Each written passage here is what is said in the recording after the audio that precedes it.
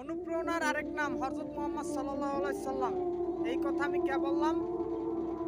আল্লাহ নিজের নাম রাখছে রব্বুল আলামিন। রব্বুল আলামিন শব্দের অর্থ হচ্ছে সারা সমগ্র পৃথিবী এবং পৃথিবীর বাইরে যা কিছু আছে সবকিছু সৃষ্টিকর্তা একজন, তার নাম রব্বুল আলামিন।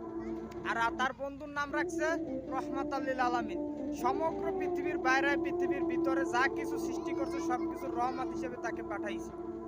আর তাকে মহান রব্বুল আলামিন মানব জাতির মধ্যে পৃথিবীর সবচেয়ে উচ্চ মর্যাদা দান করেছে। তাই অনুপ্রেরণার আরেক নাম হযরত মুহাম্মদ সাল্লাল্লাহু আলাইহি সাল্লাম। সবাই কমেন্টে আমিন লিখে যাবেন। অনুপ্রেরণার আরেক নাম হযরত মুহাম্মদ সাল্লাল্লাহু আলাইহি সাল্লাম। এই কথা আমি কে বললাম? আল্লাহ নিজের নাম রাখছে রব্বুল আলামিন। রব্বুল আলামিন শব্দের অর্থ হচ্ছে সারা সমগ্র পৃথিবী এবং পৃথিবীর বাইরে যা কিছু আছে সবকিছু সৃষ্টিকর্তা একজন, তার নাম রব্বুল আলামিন। আর তার বন্ধুর নাম রাখছে রহমাতাল লিল আলামিন।